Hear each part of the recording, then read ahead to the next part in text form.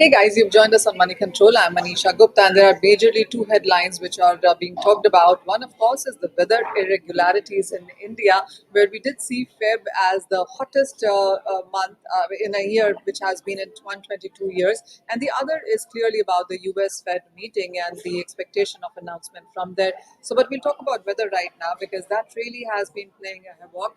March has brought with it a lot of rain, thunderstorms, hailstorms, even, and we've all seen those pictures in MP, UP, heavy rains happening in Rajasthan and Maharashtra as well.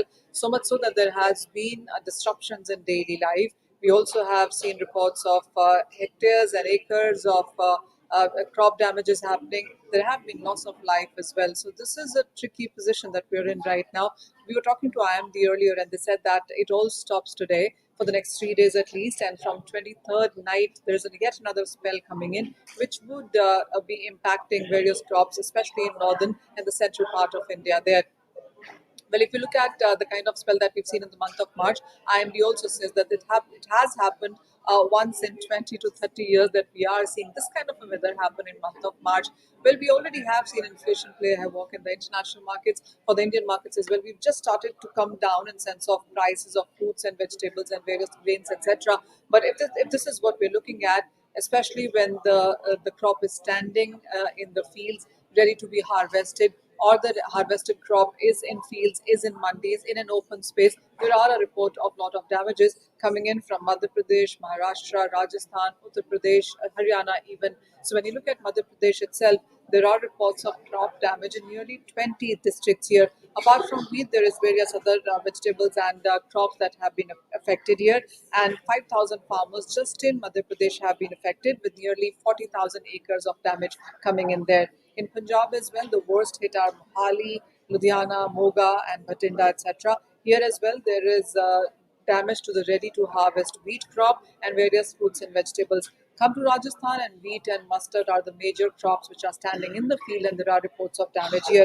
In Maharashtra, only in Marathwada, there are reports of nearly 5,000 hectares where the crops have been damaged. Now, while we have seen the raw material cost, which is expected to go higher, and we are still awaiting for the government to change its numbers in sense of the advance estimates for the crops.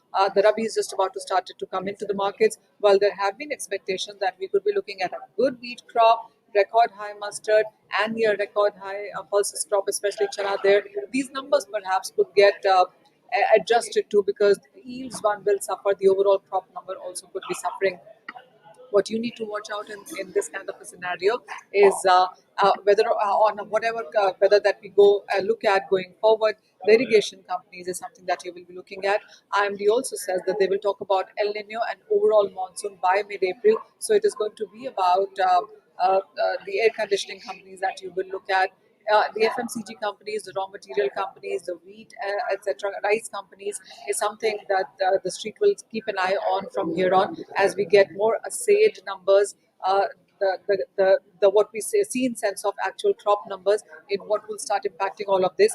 Food export companies is yet another thing to keep an eye on. It is still early days, but it is a good time to keep an eye on the weather right now, especially with the kind of irregularities that we are looking at, which is not going to improve anytime soon. The IMD also says that as we get into April, they will talk about monsoon, but whether the temperatures will start rising above normal for the months of April, May, and June is something that they will also talk about at that time. So this is one sector, one area, apart from all the macros that you're keeping an eye on, to also keep on your radar.